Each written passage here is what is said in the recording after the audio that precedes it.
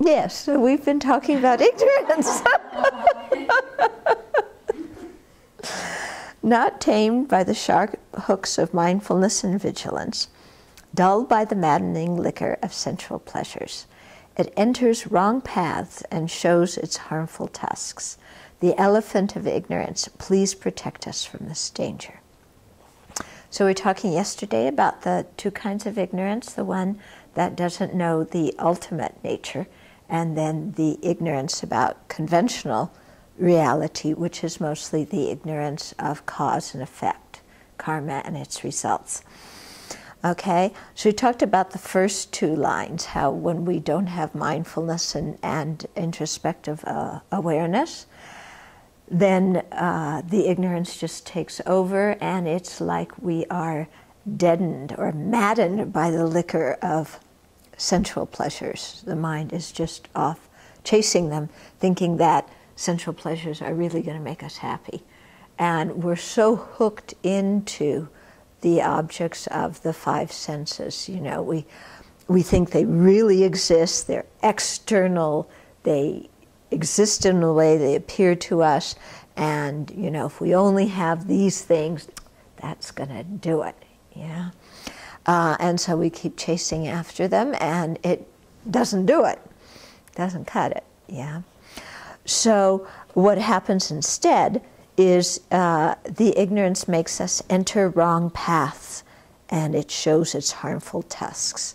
So entering wrong paths, you know, when we don't have the correct understanding of how karma and its effects works, then we don't realize that our actions have an ethical dimension, or even if we think they have an ethical dimension, we link up things in the wrong way.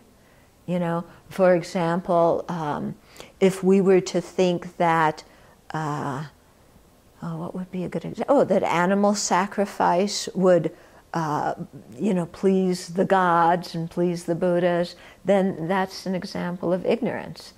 Yeah, or thinking that if we kill other people to, you know, to get rid of all the non-believers, that would be good for the Dharma, then that's an example of ignorance. And so what happens is we enter those wrong paths. There's the ignorance and the wrong views, and then the negative actions of killing that come from that. Okay? Or if we think that, you know, well, all these corporations have so much money, so if I cheat them out of a little bit of money, actually it's quite all right. They can afford it. You know, it's still stealing, no matter what we think. Or if we, you know, if you think that, oh, well, this person's so lonely, so destitute, you know, if I have sex with them, they'll feel better about themselves and they'll feel loved, you know, and whatever, you know, that's unwise sexual conduct. But, you know, many people dream up all sorts of reasons to validate their bad behavior. Yeah? Unfortunately, those many people are us. Yeah, but we always have reasons, you know, to establish why our mistaken actions are actually really something good. And we invent all sorts of philosophies and stories, and, you know, it's really for the benefit of sentient beings. You know, I'm really trying to help this person, and it's for their own benefit. Actually, what we're trying to do is, you know, kind of up our ego or control other people. But, you know, we can't see any of it. So we just think, oh, I'm doing something good. So this is all ignorance of, you know, karma, actions, our actions and the motivations for our actions, and then the effects that these actions are going to bring, not only in this life, but also in future lives. You know?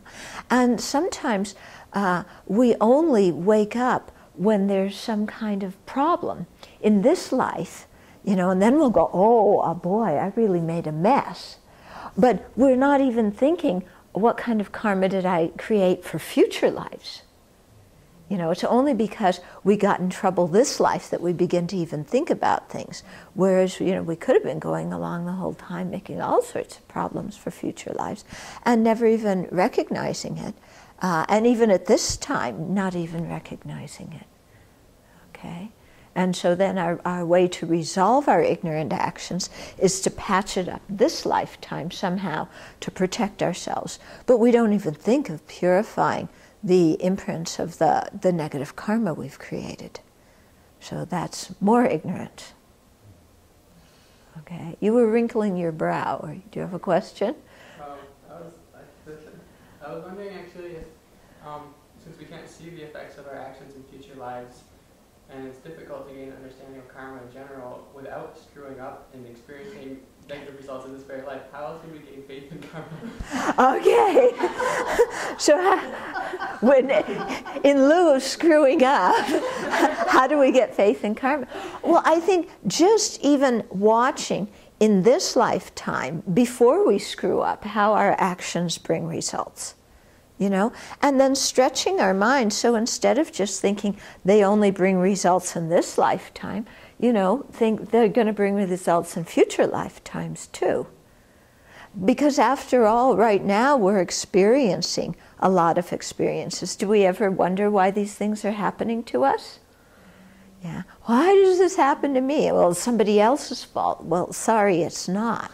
You know, we created the causes to be in this situation. You know? And even our pleasant experiences, why do we have them, you know?